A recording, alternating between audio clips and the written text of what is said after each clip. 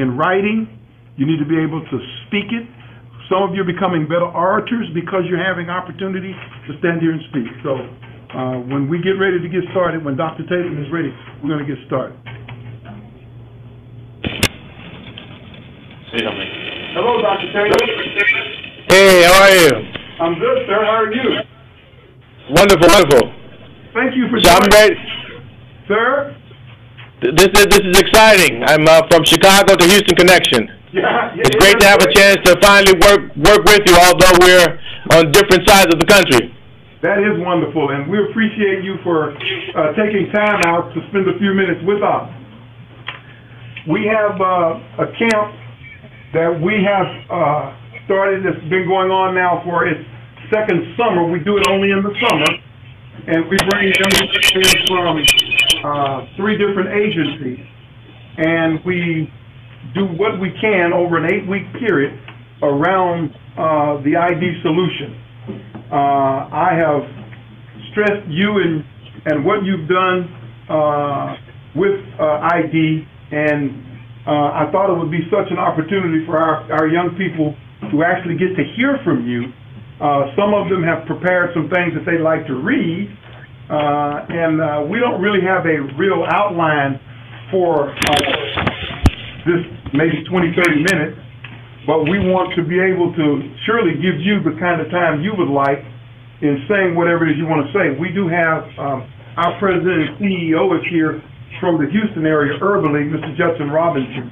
He's in the room, and then we have dignitaries from the other agencies in the room. We're waiting on our CEO from the 5th Ward in Richmond. There's a group here called 5th Ward in Richmond. It's an all-boys enrichment program, and they deal with boys from, 12 to 17, 18 years old. And these young men come together, and they receive mentoring, and they receive all kinds of enrichment. They're a part of ID. They've been with us for 2 years. We started with them, and then we've now ventured out into a group that's here in Houston, an agency called Community Family Safety. And it's basically an Hispanic Latino group of young people who we've worked with now for a couple of years, and some of the things that they're trying to, and these are younger kids, these are 12 to 16-year-olds, so they're pretty young. Yes. We could have started them with On the Record, but I'm an ID man, and so I wanted to do ID, and so we've been using the 4 platforms to kind of help them to figure out how to put their voice on record around issues that are relevant to them. Hello, everyone. My name is Alfred Tatum. I'm here from Chicago, particularly to the young brother authors. I'm not sure if John calls you the young brother authors in the room, but I'm really excited to join you from Chicago, and I'll tell you why, how ID evolved. It was about 8 years ago that I started the Writing Institute in Chicago. And the reason it started because every time someone tried to write my story, they got it wrong.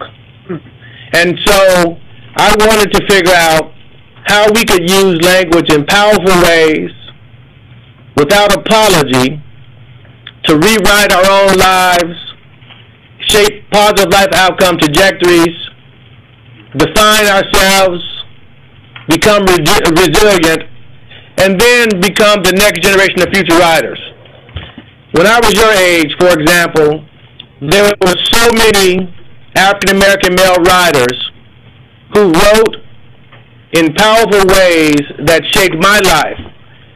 But as I become older, I'm finding that there are fewer and fewer African-American and Latino males who are taking up their pen to shape a new revolution.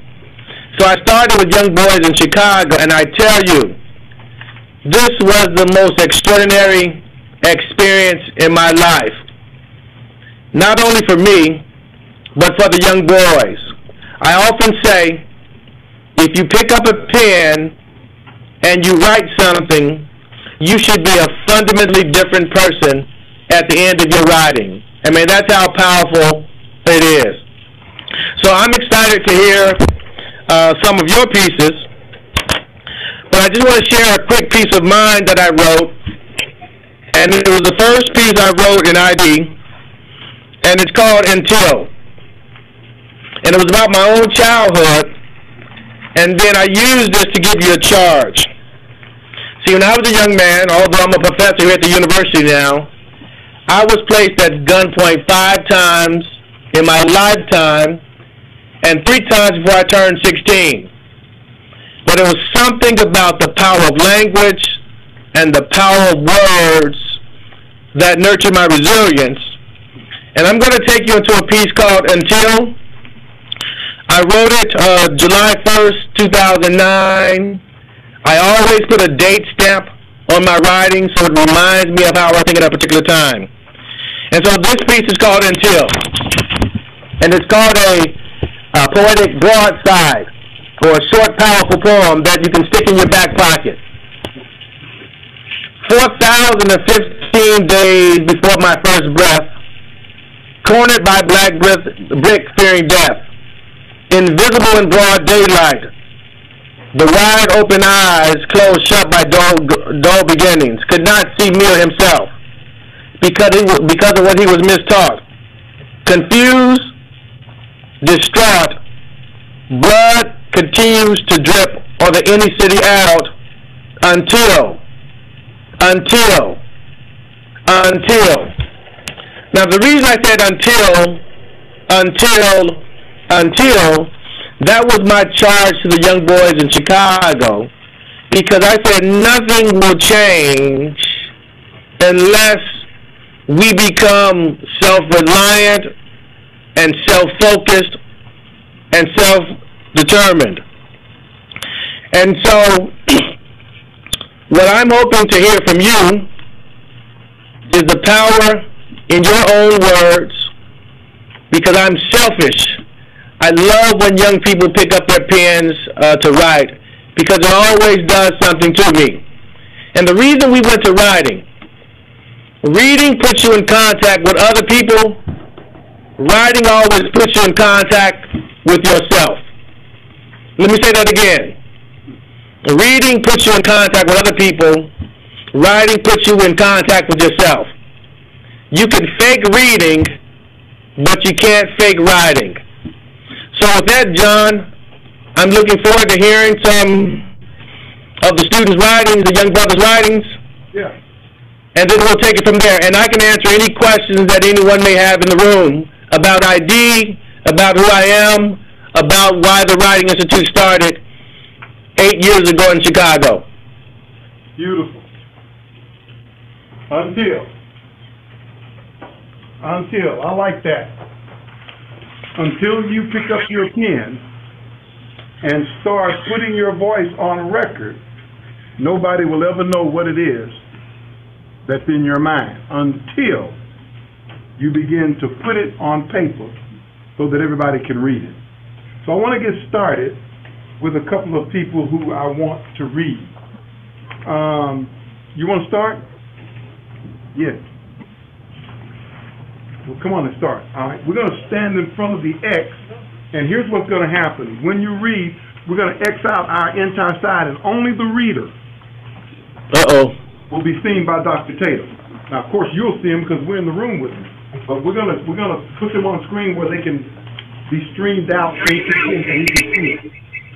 So I want he's looking good. He's looking good. Hey, he looks good. Read clearly. My name is Fernando Moran, and the name of this writing is It Isn't Right. It was about, is violence the answer, the problem or the solution? I really think violence isn't the solution, because violence usually leads to more violence. Non-violent solutions would always be better. Violence is sometimes caused because kids see it on TV. Sometimes innocent people get killed for other people's actions, like the incident that happened in South Carolina. 9 individuals dead because of violence. Explosion, violence. Now,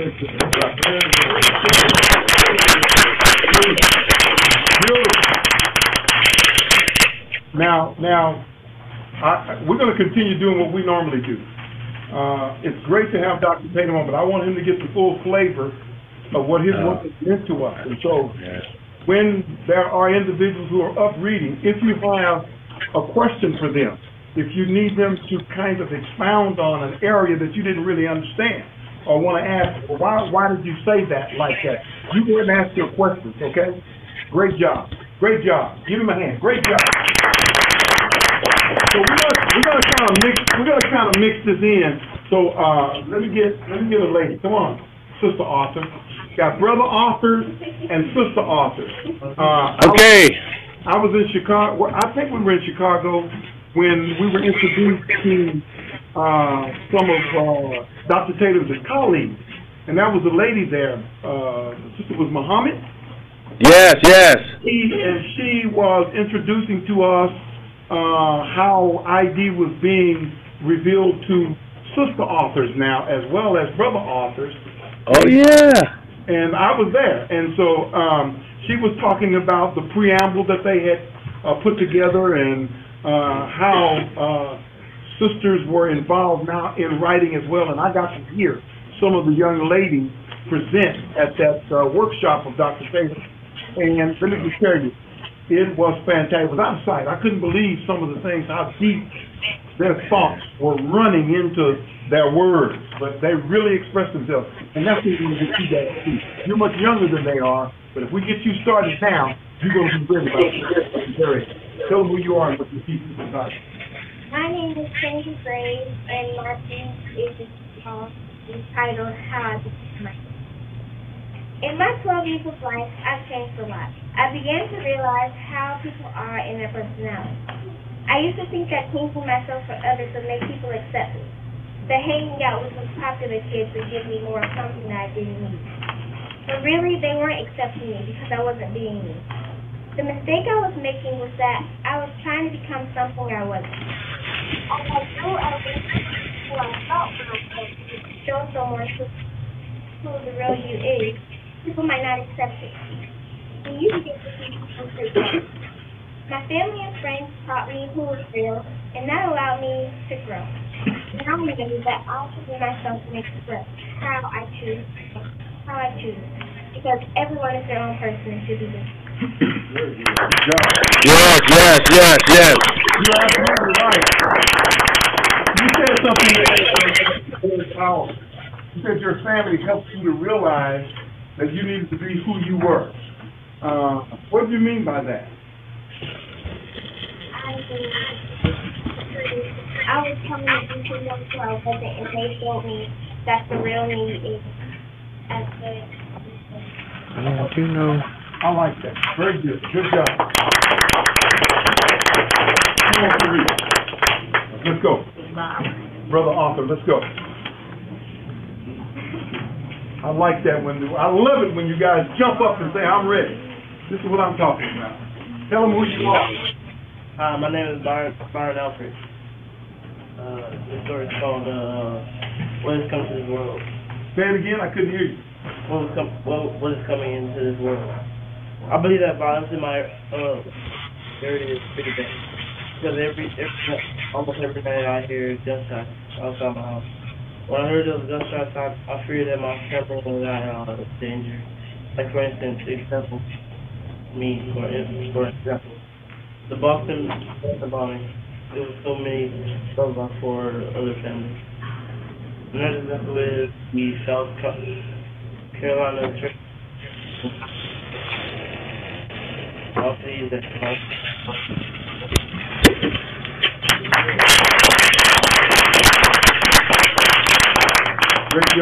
Great job.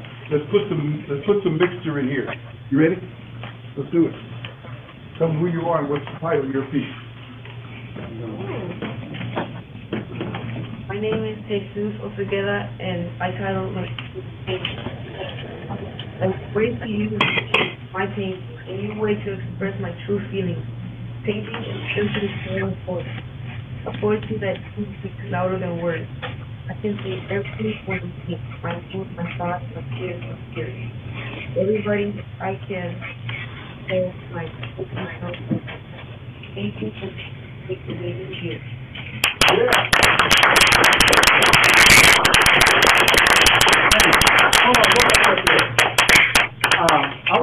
I want you to read your first couple of lines again, because that was something that you said in there was very significant that I think everybody else see. What did your first two lines say? Speak up loud. Finally, a way to my painting, a way to express my true feelings. Finally, a way to use my painting, a true way to express my feelings. What's your next line say? Painting is just like silent poetry. Painting, now that's what I want. Painting is like silent poetry.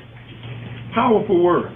Powerful words. You need to dig in right there and really express how paintings are like silent words. That's a powerful piece right there. Good job. Good job.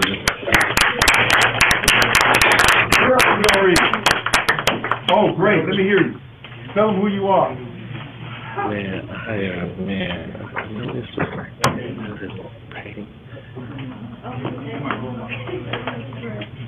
My name's Emilia Cambor. Talk up. Talk up. My name's Emilia Cambor, and my poem is called Unique. Unique is a beautiful word, isn't it? It's just so special. It's unique. Inspiring the world. It's just so safe. Why is it wrong for people to be people? I think that it's because people are afraid to open up, to show people what they Unique doesn't mean that it's always bad to be yourself. I know that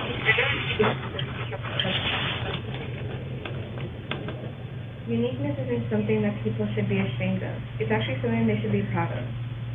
Unique is a beautiful word, isn't it? My point of my definition, unique is you.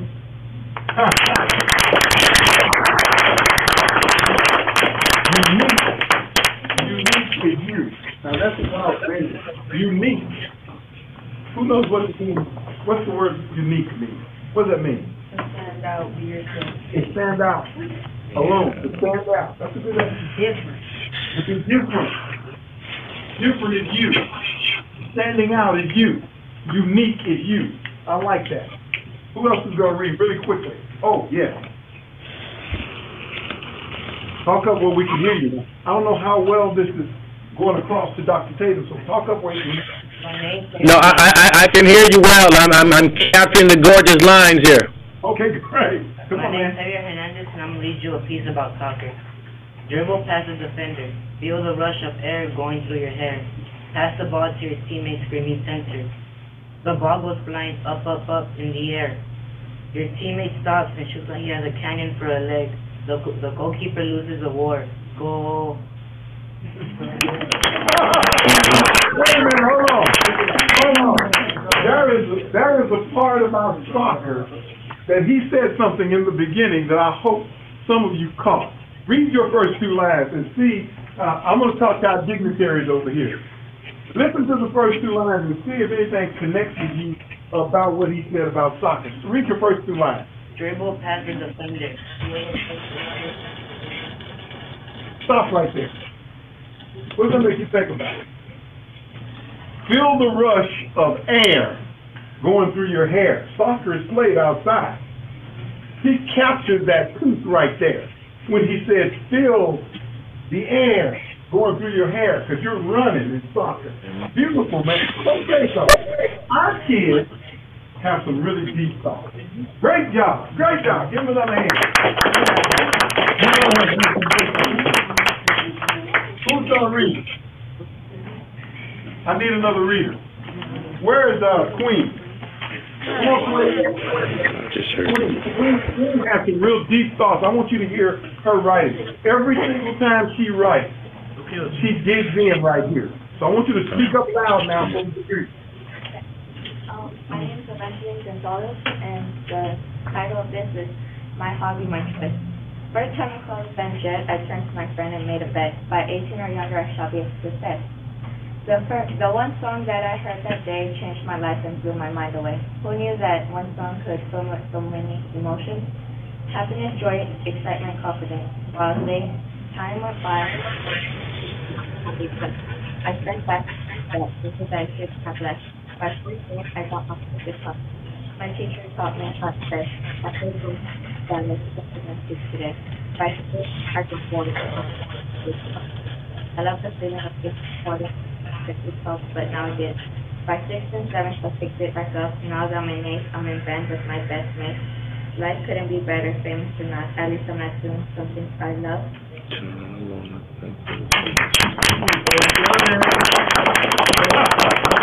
She gave us a whole look at her life through the banjo that she learned to play at an early age. All right, let's get one more reader, and then we're going to allow Dr. Tatum to maybe make some more remarks. He's been really busy, and I can't keep holding him. I want one more reader. Do we have one? Come on, man. Come on, brother. Oh, okay. We'll get two more then. We'll let you do yours. Come on, brother. This is You got it.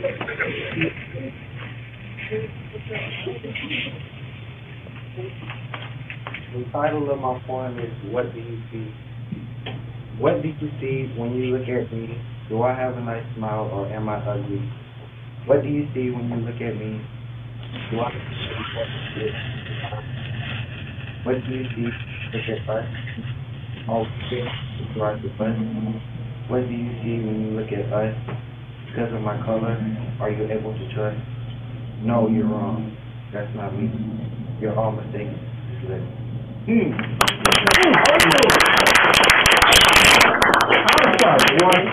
Great job. Great job. Great job. Okay, we're going to have one more. We're going to have one more, and then Dr. Tatum has been jogging down some of the exciting things that you're saying. So maybe we'll get him to expound on some of the things he'd like to before we say thank you to him and goodbye. And then we're going to actually have camp today. So as soon as Dr. Tatum leaves, we're going to write today. Everybody's writing today. I've got pizza. I've got everything that we normally have. And Dr. Tatum, you need to know that one of the things that we do in our camp as an encouragement, as an incentive and motivation, is I give out gift cards to the young people who really do an outstanding job of presenting their thoughts around topics that are relevant to them. We have them to write about what's relevant to them, what's exciting to them, what in their world that they feel needs to be expressed. What and how do you express how you feel about it or how it makes you feel? And when they do that, because we have such a great sponsor in United Way, one of the pieces that we asked them if we could give the kids gift cards. So I give out $25 gift cards every time we meet to 3 or 4 of the kids who really do an outstanding job. And Mr. Justin Robinson, our president and CEO, is here, and every time he looks at my bill, he just cringes and calls me going crazy. But he loves me, so he lets me do it anyhow. And we're going to get into before Dr. Tatum leaves, please. All right, you're the last reader, and we're excited to hear you. Give up your hand.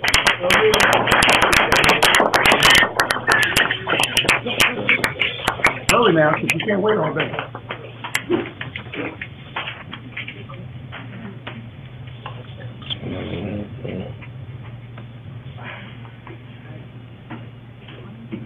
Hi, my name is Selena Martinez, and my title of my story is Every day young girls see perfect women and think nobody dislikes them or never calls them ugly. And those young girls just wake up feeling negative about themselves and try to do lots of stuff just to make them look pretty.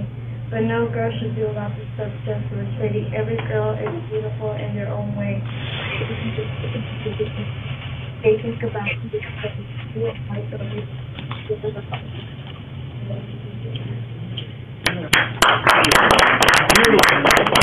Beautiful.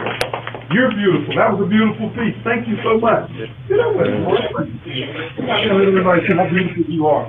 And what you wrote was even more beautiful. Thank you so much. All right, everybody. Come on up, Mr. Johnson, with me. Dr. Tatum, I have a cohort who actually, I'm hoping to train to actually carry on ID.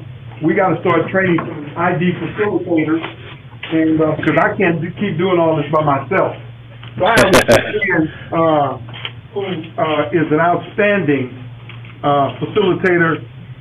He has actually written a book about the workforce development, and I want him to talk to the young people just for a few minutes so Dr. Tatum can kind of hear you and where your mind is about what they have available to them, maybe to help them do research, what they have available to them in terms of opportunities. Say a few words. This is Andre Johnson, not the receiver from the Texans. Before I get started, Dr. Tatum, again, we thank you with the passion for your desire to impact and empower young people, and we think what you've done is absolutely incredible. Mr. John Robinson is the epitome of what it takes for young people to really grasp the ID and grasp the idea of what being a writer does for them. For the young people that we have here in the Houston, Texas, I'm excited about just being a part of something that can impact and empower you with the tools and resources that you would need in order to maximize your potential. A writer gives you the cutting edge, it gives you the competitive edge where you can take the thoughts and you can put them down on paper in such a way with no limitations. You can dream as big as you want to dream when you're writing. You can imagine as big as you want to when you're writing. Your thoughts, the creative thoughts that you have, that you were blessed and given, has a purpose. Your thoughts have a purpose. Once you put the pen in your hand, the purpose begins to move itself. But when you're writing, we want you to write with passion. We want you to be excited about writing. Because remember, your thoughts on the record can manifest itself and become life. What we want to do here is we want to push you. We want to empower you. We want to motivate you. We want to give you the direction that you need. We ask you to just stay disciplined and being the writer that you want to be. Let me buy a show of hands. How many of you want to be successful? Raise your hand and say, that's me. How many of you want to make something out of your life? Raise your hand and say, that's me. How many of you want to look at your life 10 or 15 years from now and say, it's because I learned how to write, I learned how to read, I learned how to express myself, and now I can become a better person for America. If that's you, say that's me. That's me. Okay, now if that's you, do me a favor. Shake the person's hand on your left and on your right and tell them, I'm driven to be successful. By you saying I'm driven to be successful, now what I want you to do for 10 seconds, this is what I want you to do. You got a pen? I need you to write down, I'm driven to be successful on the paper. Now All right. You said it, now you wrote it, now we want you to become it. All right. John, thank you very much. Thank you, sir. Give him a hand.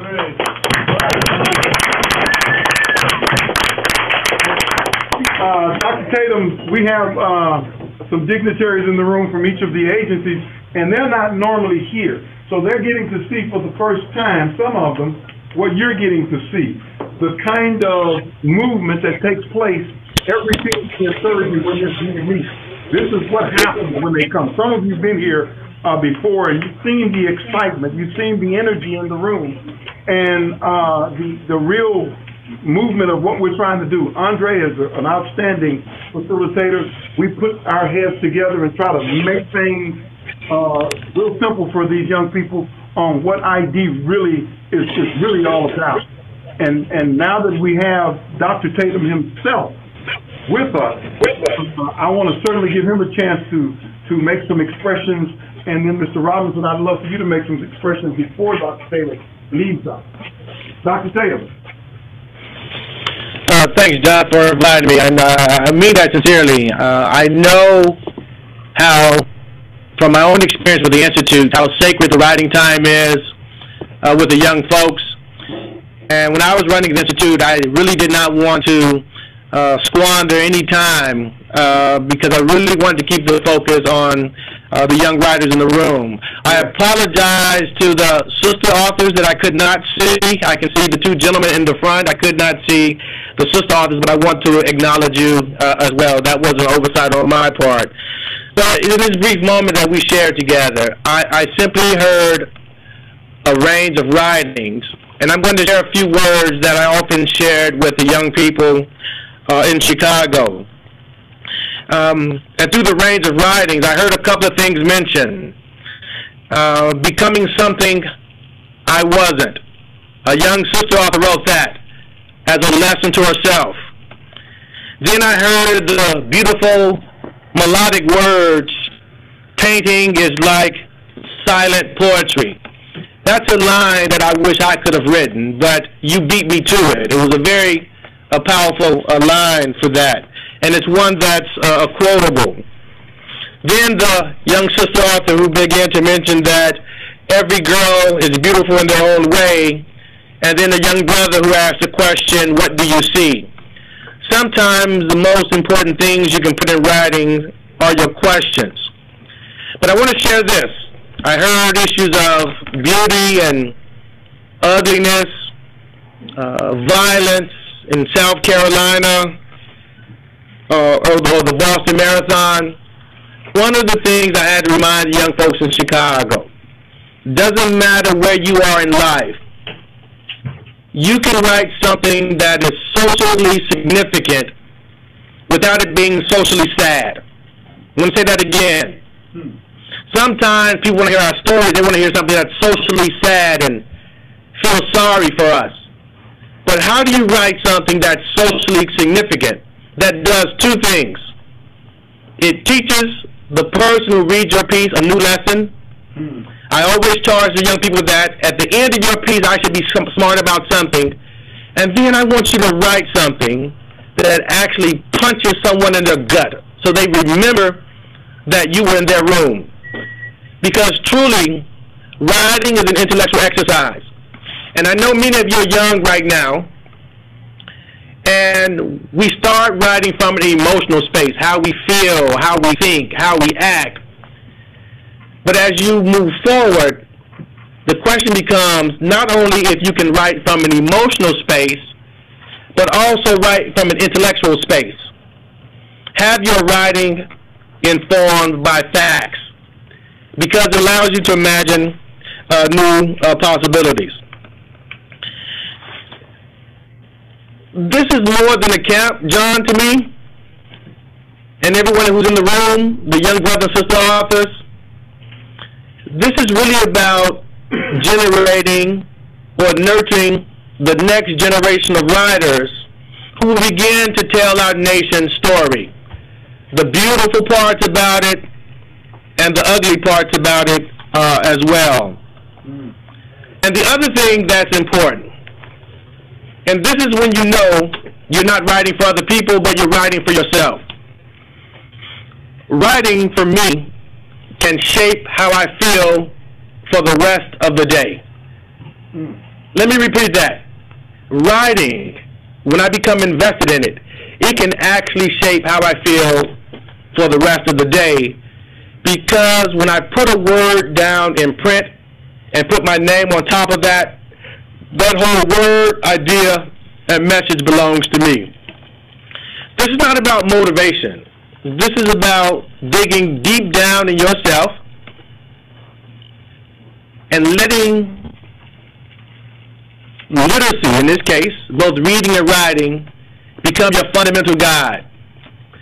And here's the best reward for me, John.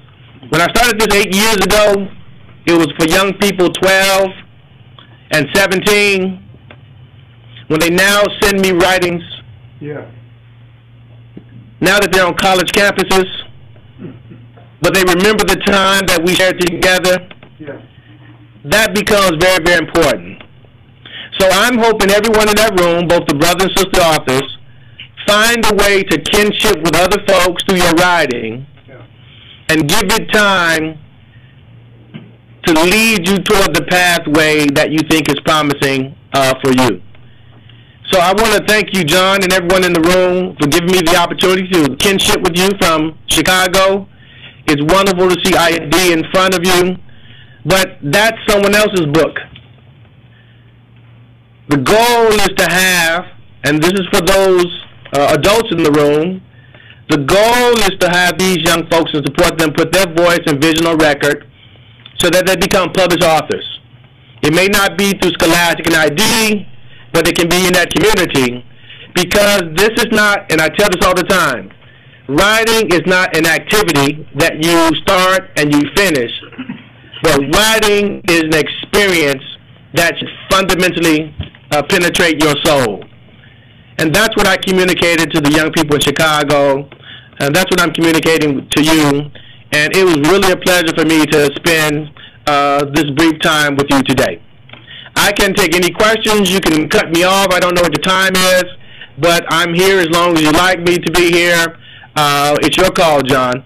Okay, well, I don't want you to go just yet, because our CEO wants to thank you for giving up of your valuable time and to spend some time with our kids. And I wanted him to have a chance to say something. Mr. Justin Robinson III, our president and CEO from the Houston Area Urban League. Dr. Tatum, thank you for your hard work and what you've been able to develop so that you put these young people in a position to develop themselves and be on their way to the successful life that they all talked about. Before I say anything more, I wanted just to thank the other folks who are in the room who lead or help lead organizations like the one that I lead, because we can't do it without people like John Robinson. So why don't we just start on this end and make sure that people who are representative of organizations, you might want to... Yeah, well, let's start with Miguel. Miguel? Hi, my name is Miguel de Luna. I'm the director of the program for counselors.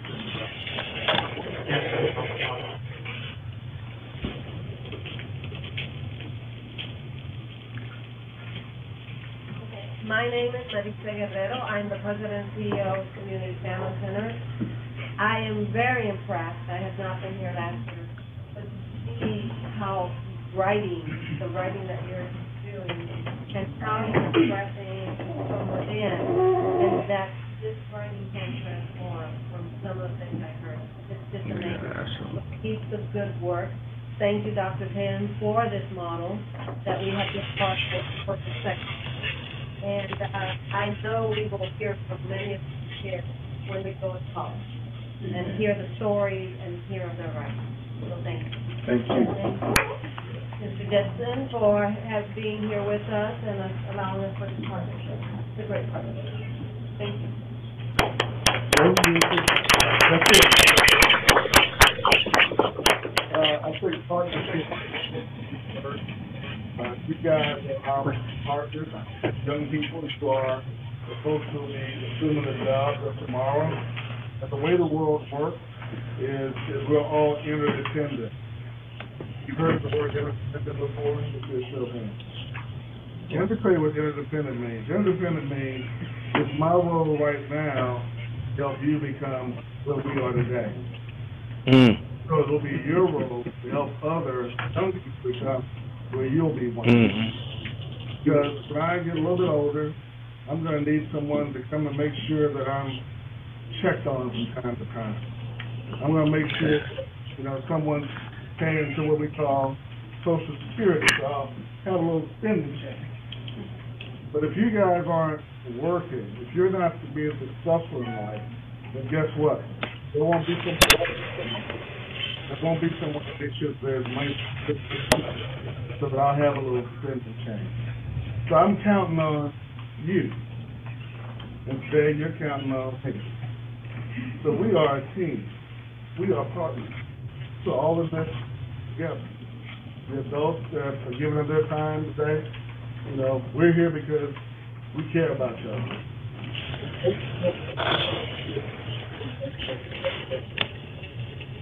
So United Way for the last several years has really encouraged us to really focus on partnerships. Dr. Tatum brings ID to the table. John Robinson brings his skills as a coach and a motivator to the table. Andre brings his life experiences to the table. You guys bring all of your assets to the table. And we put all this together. And when we put it all together, it comes out with something wonderful and good. And it helps us all to achieve our common goals. So we want to thank United Way. We want to thank all of the partners that are here in the room, especially for Thank you. guys are the ones that make this all worthwhile. Because one day, you got to do what? You got to change in my pocket. All right? God bless you guys. Thank you. Thank you. Well, and let me add one thing. Let me add one thing to Mr. Robinson's comment. When he's in that rocking chair, you are going to be the authors who provide him reading material. Amen. So that he can just relax and travel across your thoughts and ideas from your book. Dr. Tatum, we have purchased hardbacks, blank hardbacks for each of the young people that we're going to give them at the almost conclusion so that we can transfer all of their pieces that they have written into that book.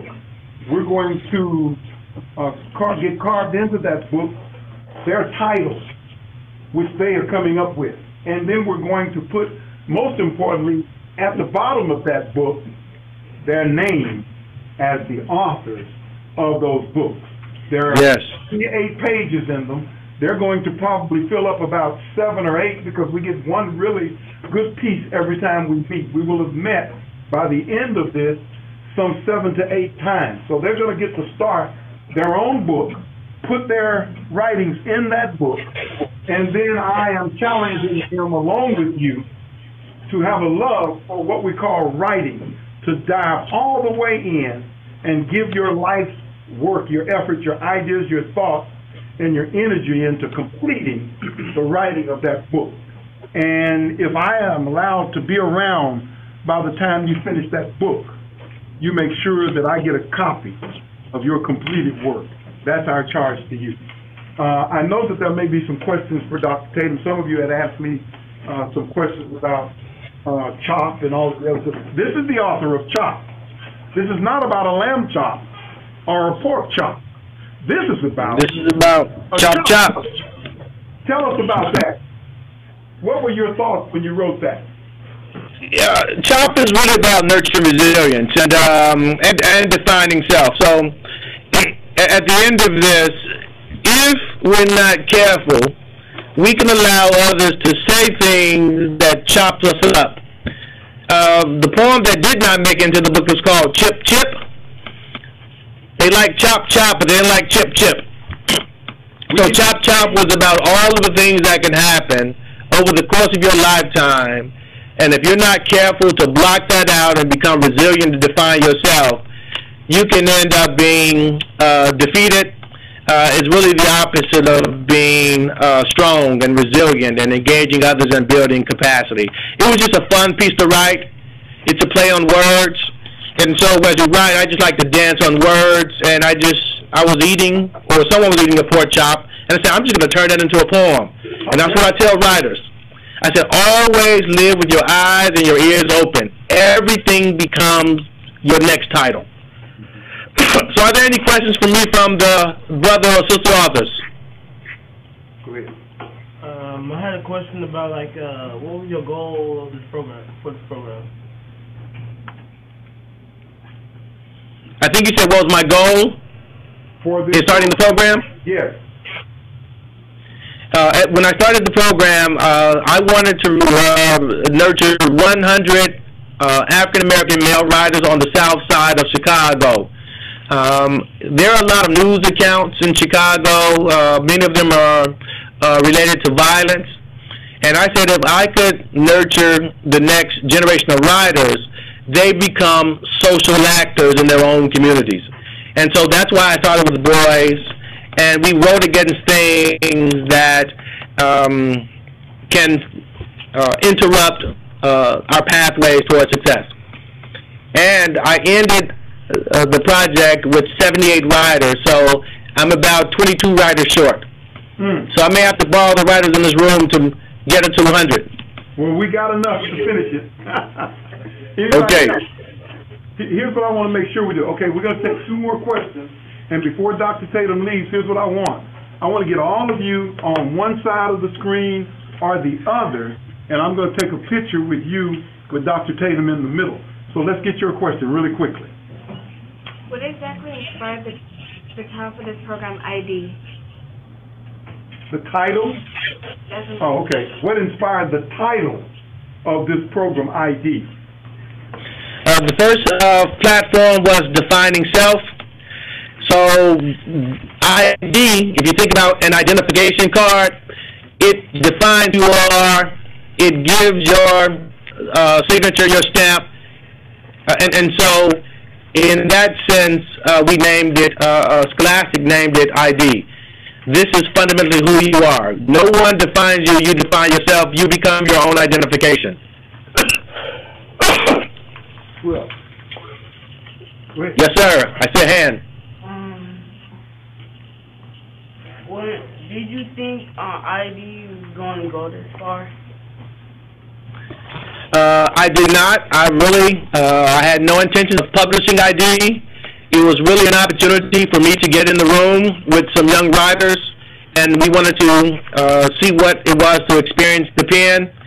I'm excited that it was. I've traveled across the country now, and I've seen ID writers across the nation, but I did not have this grand design or plan for ID. It was just an opportunity to write with young folks.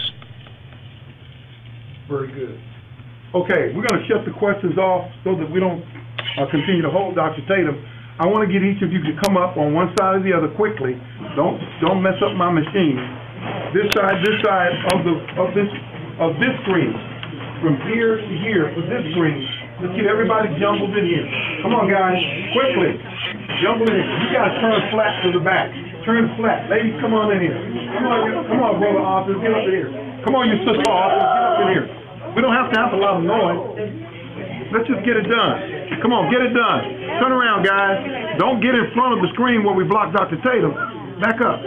Come on, ladies, get back in here. You tall guys, get in the back. Hurry, get in the back. Tall guys in the back. Come on, guys.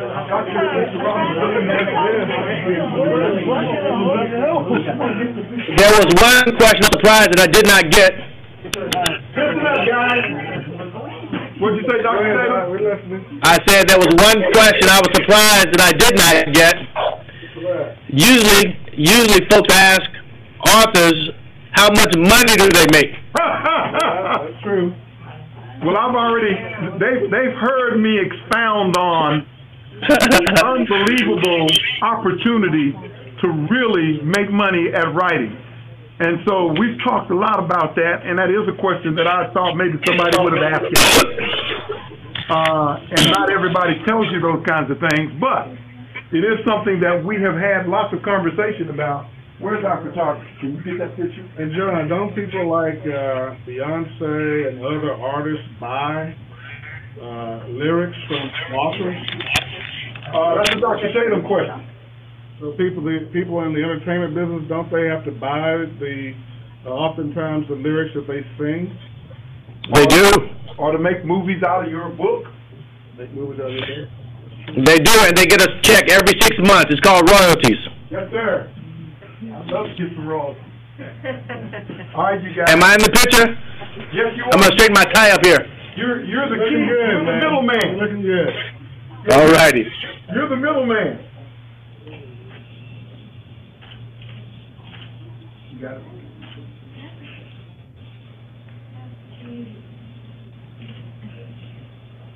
Thank you, everybody. Thank you, Dr. Tatum. Guys, turn around where you are. Just turn around right where you are. Come on back down here where you can get to see all of you. Back down in here because you can't be seen. No, go back down this way so you can get back into the picture. Go back down this way. Filter back in. Everybody's standing though. Everybody is standing. Love it. Good job, everybody. Great job. Hey, listen. Nobody's leaving. We're getting ready to have camp. We're gonna do some writing today. I got a great idea that I want to share with you, and I want you to develop it from your own perspective. But come in here tight where Dr. Tatum can see all of you. Just kind of tighten in, guys. I love it. Tighten in, guys. Tighten in. And what I'd like for you to do with me is to give Dr. Tatum of Great Houston, Texas, thank you. So on 3, I want you to tell Dr. Tatum, thank you, Dr. Tatum, for sharing with us. And I want all of you to be on your feet when we do it. On 3, we're going to thank Dr. Tatum for sharing with us. 1, 2, 3. Thank you for sharing with us. I felt the love from Houston. Thank you, sir. Hey, take care now. Thanks, John. Great job, y'all. Give us that hand. Okay, so that we don't have a madhouse, let's let everybody sit down before you start grabbing. Just the authors. Because you are authors. Those of you who read your pieces, you signed your name today with him in sharing. And let me just tell you something. I told you the other day how strong that was, what you said and what you wrote. You heard what he said? He wished he could have thought about that. Because now you can coin that phrase, that's yours. And he wrote it down. That belongs to you. And everything that you wrote in here, that belongs to you. What you said, he recognized your stuff. You didn't want to get up and read, but listen to, you have an expert to tell you how powerful what you wrote really was. How outstanding. How outstanding. And I recognized your piece where I took his piece from him the other day and started playing with it myself because it was so powerful. Great job, great job, great job. He recognized what you had to say. And I got to stand here and struggle if you stand up and read sometimes. I shouldn't have to do that ever again. You should stand up and share the great thoughts that you put on paper. You are sharing with us your mind. That's what's on paper. You're putting your voices on record, and everybody needs to hear what you have to say. That's how important you are. Everybody should hear what you have to say. I want you guys may not know, this is my boss.